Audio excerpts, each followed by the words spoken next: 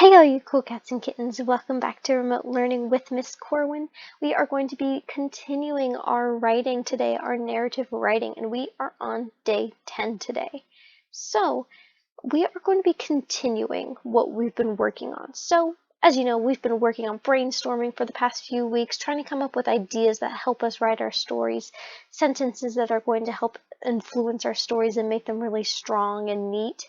So that's what we're going to be doing. So yesterday we worked on our introduction paragraph, and today we're working on our first body paragraph.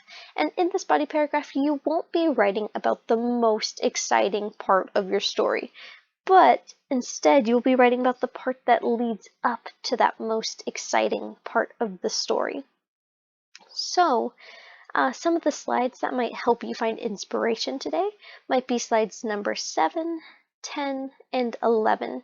In these slides, you came up with some really great sentences, and those sentences are really going to help you out as you write these things. So, and just building off of that, they're going to help you write really strong and interesting sentences that your readers are going to want to read. So these are what those slides look like. This is slide number 7, I believe, and this is the one where you're talking about those little details, the small moments, and then the details that go around with it. So these are the details that make a really interesting and dynamic story, and a lot of times they do have inspiration from either your touch, taste, sight, hearing, smell. This is what my slide number 7 looks like. I filled it out with the sound of the crickets, the excitement of sneaking out, the heat in the air, the flickering of the fireflies. This is what my slide number 10 looks like. This is what show, don't tell. So these sentences probably aren't going to help you too much, but just remember that you don't want to just tell me what happened. You don't want to tell me that Jack was happy. That's boring. You can do better than that. Tell me Jack was skipping with joy with a big smile across his face as he went home. Show me with your words what is happening in your story. Don't just tell me with your words. It's really easy to say, he was mad. No, don't just tell me he was mad. Show me, what does mad look like? For this example here, it says the cat was very hungry.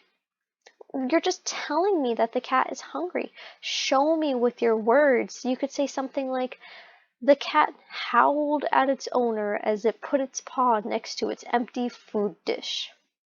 I didn't tell you that that cat was hungry, but you can tell that the cat was hungry because it was howling at its owner. It was next to an empty food dish. So those little clues help to make really interesting stories that aren't just you telling me something. You're showing me, you're painting a picture with your words, which goes along with this slide, slide number 11. So this slide was really, really small if you remember correctly. So I had rewritten mine over to the side. So this is where it says, like, what do you see? What do you hear? What do you smell? What do you feel? What do you taste? I see the soft glow of the fireflies flickering above my head. I hear the symphony of a million crickets. I feel the summer heat was suffocating, but I didn't care. That was another way to say what I was feeling. The smell of the rain lingered in the air. I didn't know how to explain it, but I could taste the pine in the forests around me. So this is me again, not just telling you, but painting a picture with my words. This was slide number 11, and it might help you out as you go along. So I'm going to remind you of my introduction paragraph here. So you should have already written your introduction paragraph yesterday. I'm just showing you mine so you can see how the story is progressing. So I started mine with, "Mom, are we there yet?" I complained. We had already been driving for hours, and even though there was room to walk around in the RV, I was tired of not being able to go outside. I was having a lot of fun on this trip across the country, but being stuck in an RV for hours made my brain feel like it was melting. "We'll be there soon," Mom replied. I couldn't wait to get to the campsite and finally get out of here. So then this is my next paragraph. This is my first body paragraph. Body paragraph number 1. This is what you'll be writing today. So in this paragraph, I'm not talking about seeing the fireflies. I'm talking about what leads up to that. So We pulled into the campsite just as the sun was beginning to set. So I didn't just tell you it was sunset. No, I was telling you that we pulled into the campsite as the sun was beginning to set. Even though it was nearly nighttime, the heat of the day still gripped us and made us feel all hot and sticky. Mom dragged her feet as she made her way from the driver's seat to the bed in the back of the RV. As the sun set and darkness took hold of the campsite, I could hear a symphony of a million crickets just outside. Then something in the darkness caught my eye. It was something I had never seen before. So, this is my first body paragraph.